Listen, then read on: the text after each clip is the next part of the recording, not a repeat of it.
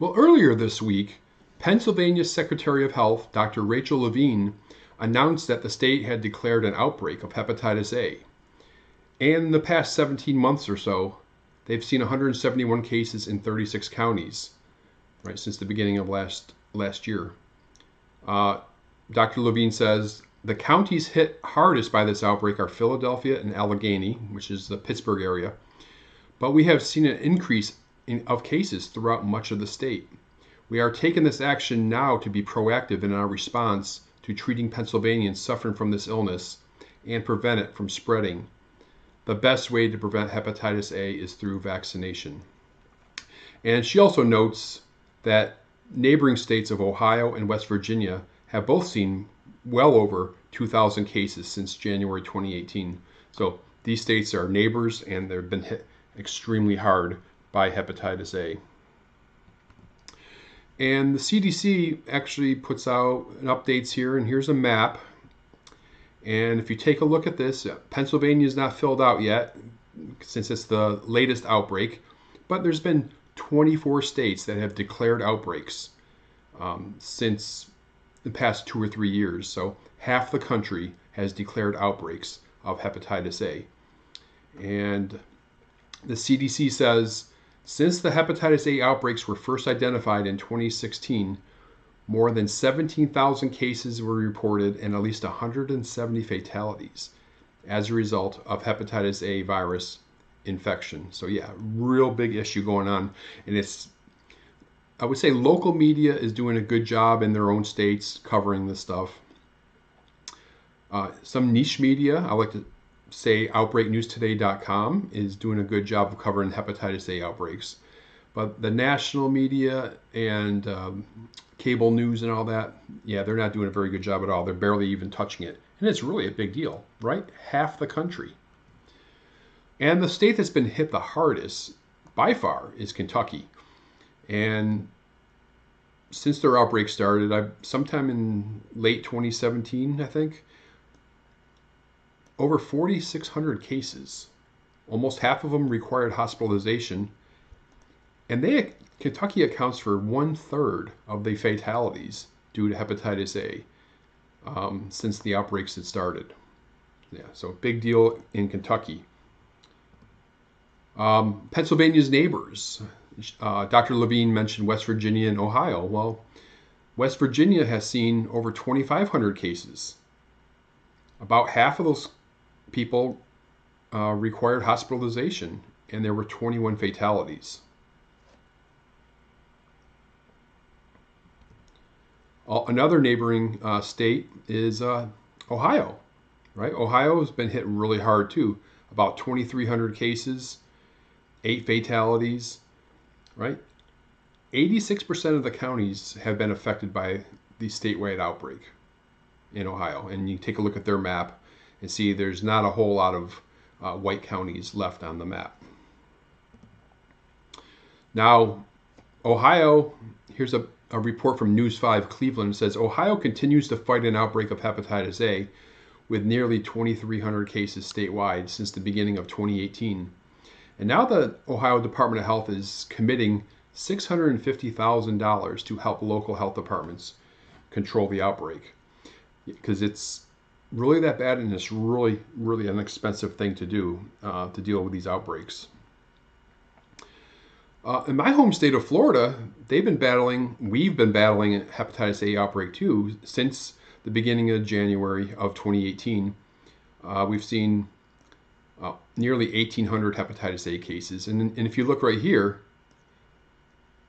just in 2019 alone, over 1,200 cases in the state of Florida. So you can see here that it's really been ramping up down here in the state of Florida compared to last year.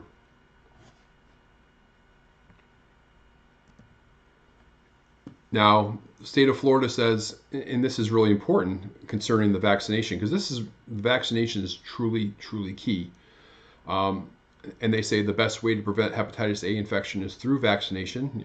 We're well aware of that. But here we go. Since the outbreak started in January 1st, 2018, 97% of the people with hepatitis A had never received a documented dose of hepatitis A vaccine. So, very effective vaccine, but if you don't get vaccinated and if you're in some of these high-risk groups, right? They mentioned some of the high-risk groups here.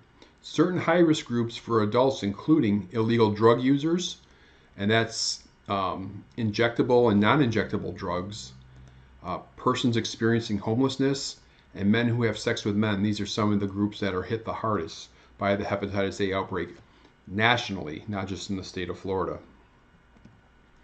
A little bit about the vaccine, and the CDC tells us right here that the hepatitis A vaccines were recommended in the U.S. beginning in 1996. Since then, the number of cases reported each year in the U.S. had dropped from about 31,000 cases to fewer than 1,500. But of course, since 2016, we've seen that number rise up again. So we've seen 17,000 cases since mid-2016. So much higher than this 1,500 cases a year. Now, the hepatitis A vaccine is an inactivated virus or killed virus vaccine. You will need 2 doses for long-lasting protection, and they're given 6 months apart. And when they say long-lasting protection, it's essentially lifelong. Now, children are routinely vaccinated between their first and second birthdays. Older children and adolescents can get the vaccine after 23 months. Adults who have not been vaccinated previously and want to be protected against hepatitis E can also get the vaccine. CDC says you should get the vaccine if, and here's some of the main reasons. The reason a lot of Americans used to get it is because if they traveled abroad, right? A lot of hepatitis A risk when you go to certain countries. If you're a man who has sex with another man, if you use illegal drugs, if you have a chronic disease like hepatitis B or C, if you're being treated with other like blood clotting concentrates, and some other reasons. So yeah, there's a lot of different reasons for getting the hepatitis A vaccine, but the main reasons, of course, are, as we mentioned earlier, homelessness. This is where we're seeing the concentration of cases throughout the country. Men who have sex with men, and drug users, injectable and non-injectable. All right, well, I hope that helps. Oh, and another thing I wanted to mention is, there's a lot of hospitalizations, and we're seeing a lot of fatalities, something you don't typically see with hepatitis A because it's an acute infection. But we see that the numbers show that, about a good percentage of the cases in some of these states, up to 50%, have co-infections with hepatitis C, and to a lesser extent, co-infections with hepatitis B. And I would suspect that's the reason you have such a serious infection that it requires hospitalization, and there are actually fatalities due to this. But anyway, all right, well, I appreciate you watching. If you like what you see, go ahead and leave a comment at the bottom, hit the subscribe button, and I'll see you next time. And don't forget to check us out at the website, OutbreakNewsToday.com, the podcast, Outbreak News Interviews, which can be found on the website, on Apple Podcasts, Stitcher Radio, and Spotify, and the Outbreak News This Week radio show, which is aired Sundays at 1 p.m. Eastern Time in the Tampa Bay area on AM 1380 The Biz, or online streaming at 1380thebiz.com. And check out our social media presence, Facebook at Infectious Disease News, and Twitter at BackDman63. Outbreak News TV is a production of The Global Dispatch. Copyright The Global Dispatch Incorporated, 2019.